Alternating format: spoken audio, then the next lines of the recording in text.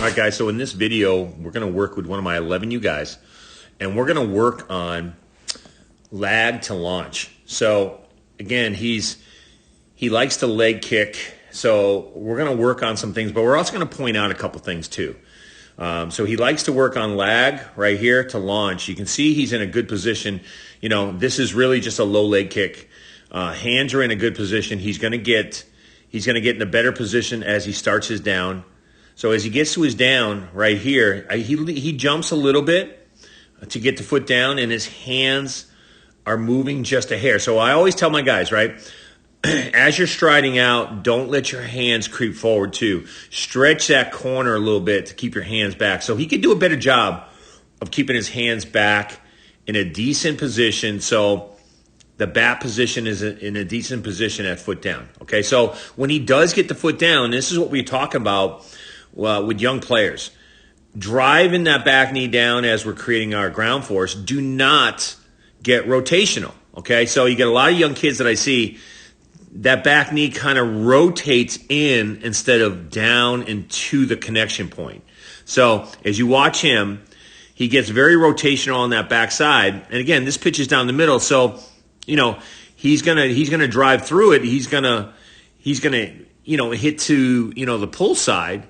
But the bottom line is you don't have to take a middle pitch and pull it every time, right? When you get to a little bit of over rotation, it's going to send that barrel and that hands, everything's going to go inside. So you can see how his back foot is. So these are one of the things we continue to work on. So just to give you kind of a glimpse of what we do in our training to work on our timing, he's got great barrel turn. He does get on plane early. He creates great barrel turn. Here's his deep barrel turn to getting on plane.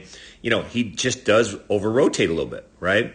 He's going to go to the pull side, and take that middle pitch and pull it, which is okay. But the bottom line is we want to be able to drive through the pitch and not come off every pitch. Good connection. Now, the other thing, too, is I always say, strength level is a big deal. There's a lot of guys out there talking about scissoring and back foot moves. And yeah, but those guys are older. It's an instinctive move. But when we talk about that backside being stable, I say, you got to have an anchor to get down as your swing torque generates power to the connection point. You watch how after he rotates inward, right, you watch how unstable that back foot is. See how that back foot just collapses?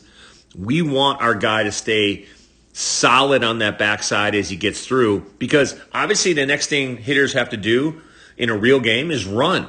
And if you're collapsed on the backside because your backside collapses, how do you get out of your stance to go run? So obviously we want to complete our swing first. But again, just to recap, when you're working on a low leg kick to a lag, your lag is your timing. There's a pause at the top. You got to get your top half in position to swing, which he does. We can't allow our hands to shift as we shift.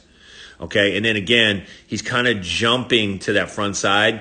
We want to be able to stay back as we stride out. And then again, creating ground force, right?